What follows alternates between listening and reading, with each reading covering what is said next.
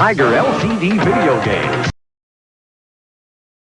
It's finally come to this. Tiger, you've done so many edgy things that I think it's time to explain why you are in the Red Ring of Death. So our story begins in 1978, where three brothers called Randy, Gerald, and Arnold Risman, or Riceman? My name is Lily, aka Riceman. Founded Tiger. They first began making phonographs and other such products. But as Tiger began growing, they saw a huge potential in the gaming market. And around the 80s began making electronic handheld consoles that probably most people that grew up with gaming during the 80s and 90s remember. The handhelds were very simple and sort of functioned like a calculator. But of course there were other commands and stuff, and the way that the animation worked was that when the display would show certain patterns to give the illusion of animation. And the handhelds were a success due to the fact that they were so cheap. And even during the Game Boy they were doing really well. The only reason that they were doing so well is because it was basically a cheaper alternative. For those that couldn't afford the Game Boy, this was the only other thing you could get. Now the handhelds didn't take cartridges, so you basically had to buy a new handheld every time to play a different game. And because of this, it just caused a trend that flooded schools everywhere. The modern equivalent today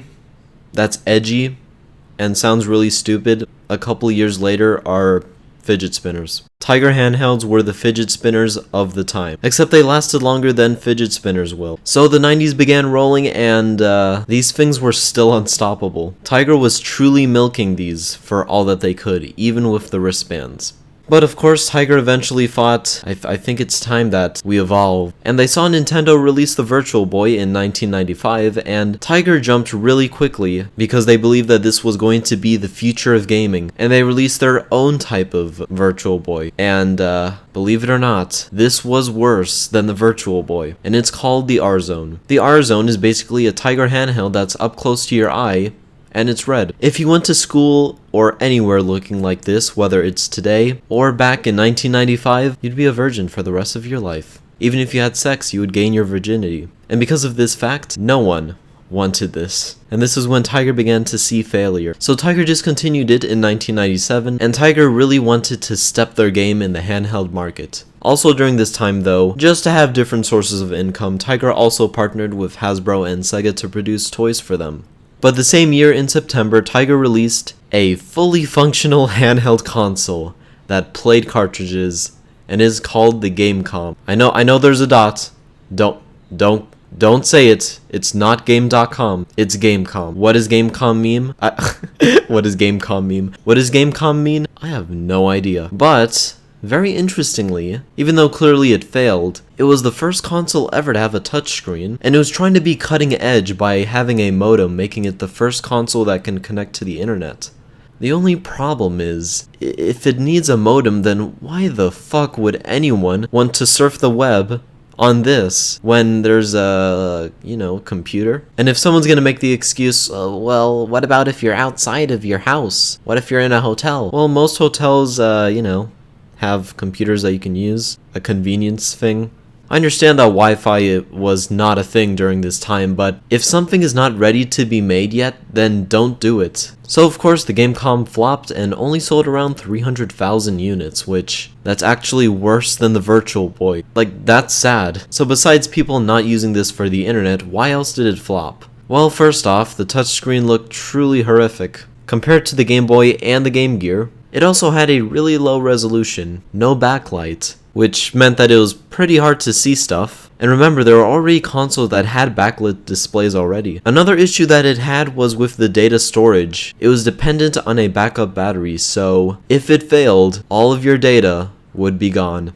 Isn't that handy? It also only had 20 games available, which is less than the Virtual Boy. I can't stress that enough. So as an added bonus, a year later, in 1998, Tiger released the Comm Pocket Pro. It's basically a PS Go, but it's shittier. It's a little bit smaller, but it actually needed less batteries. It only needed 2 AA batteries. The screen also got an upgrade, surprisingly, and it's front lit. Originally, it was advertised to be backlit, but because why not, let's have it front lit. But clearly the Pocket Pro and the Comm still flopped, and they were both discontinued in 2000. Other than that, before we get to the final console, which is not even a console, it's just shitty. Tiger was also working on toys like I mentioned earlier with Hasbro, and they also had a license agreement with Yahoo to make webcams and digital cameras and projectors and stuff. The most popular thing that Tiger made with Hasbro was something that I'm pretty sure kids born in 2000 or below will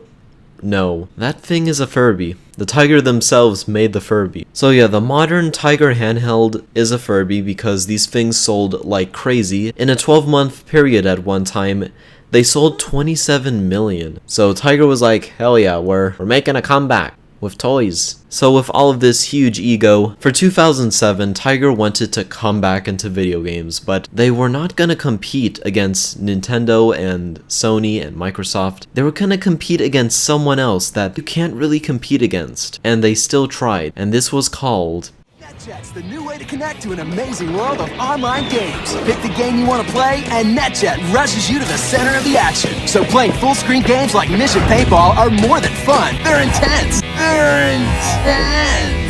NetJet's super easy to connect. Pop a game key into the controller and you're on the fast track to playing fun crash and bash games like Cool Kart Racers. And with so many games to choose from, NetJet's like having your own personal online arcade. wow, an online arcade? I've never heard that one before. So as you saw, NetJet is not a console, it's a controller that you plug into your computer, but there's bullshit added to it. As you can notice, there's a key that comes with it. That key is used for a demo basically, so you can play a couple of games for 30 minutes. How cool, right? To actually play games, even though the games are located on your computer's hard drive, you need a key to play them. Like, the key has to be in the controller. If you don't have the key, you're fucked. Remember, we're not talking about this key. We're talking about this key. So of course, competing against Steam and Origin is really tough, and Tiger has to have some really killer games, so Tiger has some really big classics that 10 years ago were just incredible and are still incredible. So here's some of the classics. The Fairly Odd Parents, and Foster's Home for Retarded Friends, and Spongy Bubble.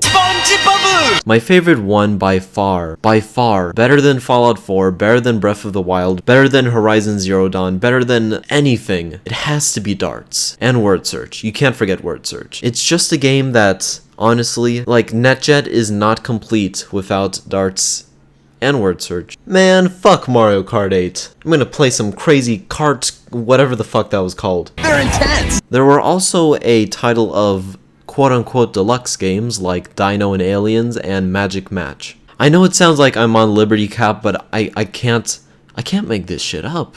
It flopped so bad. I can't imagine. So on December 31st of 2009, it was all just discontinued. So by any chance, if there were any NetJet fans that found this out, believe it or not, their NetJet is just a plastic controller. You can't play any more games. Basically, that was a waste of money. Most people that bought it only got like 1 to 2 years of use, and rest in pieces. So if you happen to buy one on eBay because you want a reminiscent in the beautiful controller that Tiger has made, and you want to plug it into your computer because why not, you will get a message from Tiger and Hasbro. And here's what it says. We hope that you've enjoyed your NetJet online game system. Unfortunately, NetJet products have discontinued. This site will no longer be available on or about December 31st, 2009. We appreciate your interest in Hasbro products. If you have any questions, please contact Hasbro Customer Service. P.S. Fuck you. So yeah, nowadays, Tiger and Hasbro are both just working up Furbies and all sorts of other toys, and that's how Tiger entered the Red Ring of Death multiple times. Multiple times. So anyways, that is it, and I'll see you guys in the next one.